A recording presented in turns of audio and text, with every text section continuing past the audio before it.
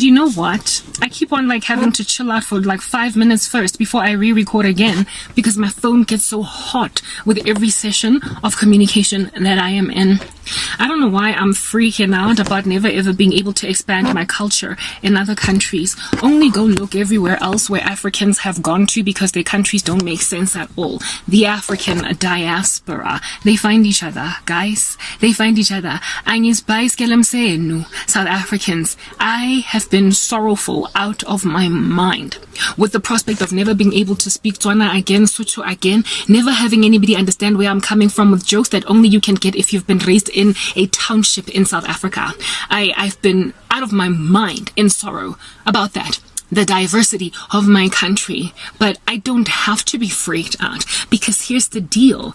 I have observed personally everywhere where I have gone, where I've known of people from other parts of Africa that are in South Africa, how it is that they prosper to still continue to speak their language, how it is that they still continue to maintain their culture, and how it is that they still continue to maintain a fellowship or affiliation with people that are similar to them. Many African groups that come and lodge here in South Africa from other parts of Africa, Bayatolana, Nigeria, they find each other. The Congolese, they find each other. They find each other. So it is highly possible that I might be able to find wherever it is that I'm going in the world because I don't want to be here anymore. Other South Africans. And so I'll be able to speak no mana, no pinky, no refilo here on the left and the right in whatever country that I'm going to in my language. That albeit being encircled by people that speak, that have a different culture to me, I will still be fulfilled because I will be able to have my own little South Africa hub in another country. I don't care. It is the way that I will find support from the xenophobia that I will likely endure there because you kicked me out of my country and endured me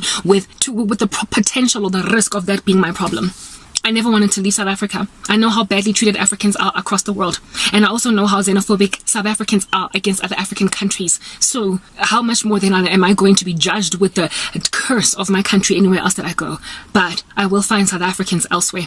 I will be able to speak isiXhosa, isiZulu. I will be able to find umXhosanyana, umuntu ozotlhaloganyang. As soon as they're like, what's your name? I'm going to be like, Arabo, oh, where are you from? South Africa, Botswana, Lesotho.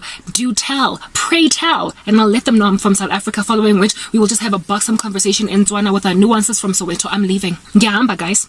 If at all Africans in South Africa I have observed this could find each other, then I guess it's just what we do. We're excellent. We have like an African compass. Everywhere we go, it points north to where it is that we will find other Africans. I had a friend, a Congolese friend, at university, and he used to speak French, Landru. I loved the way that he spoke. It was excellent. Okay, he came from a French colony. Nonetheless, this Oki had a whole big fat chunky like network of other people that were French speaking from Africa to be able to expand his culture. So he had some Senegalese friends, he had some French friends from Congo, and he had, lo and behold, a white girlfriend from France. So he was able to speak his language because he managed to find a whole bunch of French speaking people in South Africa. Even though he could not relate with the black culture, albeit having been raised largely in South Africa, he came to this country when he was still a pre-teenager. That's when his parents moved over. Even though he could not be so tight with black South Africans because they're xenophobic like no man's business, he was able to find quite a nice little hub of people that would make him feel at home, swing in a hammock without feeling so out of thumb, like sticking out like one in his country. Amidst black people, he could not be with black people the way that he wanted to be that are from South Africa because of their xenophobia. But he found some French speaking people that were like, oh, I found you, I found you, I found you. And they loved him, including white people that are French speaking, that are from France or French colonies all across the world. And that was how it is that he survived the South African xenophobic issue. So I guess I need to prepare myself for that. Better the devil you know than the one that you don't know. I'm sorry, I can't sit out this country just because it's a devil that I know. Ngampane, I would much rather have a brand spanking new like level of persecution slapping me for different reasons than the ones that I'm enduring. This here is getting old. It's a cycle. I keep on twisting in the wind. It is a never ending, it feels like eternal hell, a version of it. I can't. South Africa, I can't. Aningifuniso ngiyohamba ngiyobathola abantu out there babuwang my language koba kra ke le ka tlhaloganya koba kra ga ke na taba le lona. I don't care. I will find them. I don't even understand all of these Americans all over the show that are trying to come to South Africa. I don't understand anyone that is trying to come to South Africa. Do they not see that South Africa deliberately tries and convert into people those who are having a little sleep, a little slumber, a little folding of the hands to rest? And Funu God, you are under judgment and you have caused servants of the living God among you, to live in obscurity and squalor. I never wanted to leave South Africa, but you're making me go. I'm gonna make like my friend from Varsity, Nick, and go and find myself, you know, a Senegalese here, a French lady there, a Congolese everywhere, until I can say ça va when I meet people. I'm not doing it. I'm not doing it. Even how it is that we became friends was kind of forced, because he was so bruised by the xenophobia of black South Africans that he automatically assumed that we were all the same. So the only way that I even became friends with that guy, because he realized I was not like what he would call the rest of them, was because we were put in the same assignment group at university for ITIS 101 or whatever, information systems. We had to do a project, a group project, and we were assigned the same group, and that's how we became friends. Otherwise, I'd been seeing him all throughout campus, coming in and out of the classes that I was taking, because we were on the same sort of kind of level in terms of what we were studying, what year we were in the same year.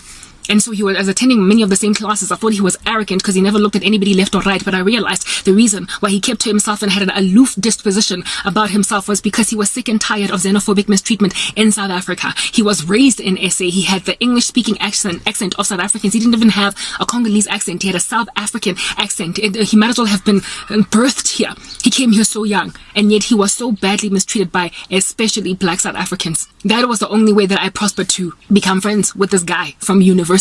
It is because we were put in the same group. So a country that is that ridiculous, the other African countries of which gave us asylum and exile status, refugee status, they gave us comfort and solace during the days of apartheid. Today you treat them like trash. This country is under judgment. There are so many wrong things that are falling apart, being torn apart at the seams, that are being unraveled in this land. There are so many evidences of a judged finality in this country, and yet you're still continuing in your insanity. And on top of that, racism is rearing its ugly head all over again. All over again. Like literally, if it's a bad thing that is a problem in the country that once we thought was a dead beast is now pulsating, it's got like a whole heartbeat. It is coming back from the dead. It's being defibrillated. All the best. Mzansi. My issues that we never used to have. This Palkad crisis, I suga minankulanga with the situation. I know a time in history when there was no electricity in Soweto, period, because it was yet to be rolled out. But I also remember a time that once it was rolled out, there was power 24 hours a day. Are we regressing? We are walking backwards, making like Michael Jackson. Well, we know what happened to him. It's a thriller. And then we come back as zombies. Hi, buddy. I'm not doing it. Your country is judged. And as for me, I will go and deal with the devil I don't know by force, because the one that I know is exhausting. It's exasperating. And it's making me feel like I'm in a perpetual state of hellfire. I feel like Prometheus. Every day, I gotta wake up to the same insanity. I gotta get pecked at by a like bird in the sky, an eagle that keeps on eating at my liver. It grows again, and the next day it gets eaten all over again. I won't have a Promethean lifestyle for the rest of my days. I would much rather deal with a different devil in a different country. I will take xenophobia in my stride any day before I will take my own countrymen treating me like trash. It actually hurts more when my own countrymen are treating me like trash. I imagine I would be better off with xenophobia, because at least it's complete strangers who don't have any understanding at all that are treating me like trash. You guys are too close for comfort for me to keep on taking your trash. It's that basic. I'm leaving. May the Lord come and get me.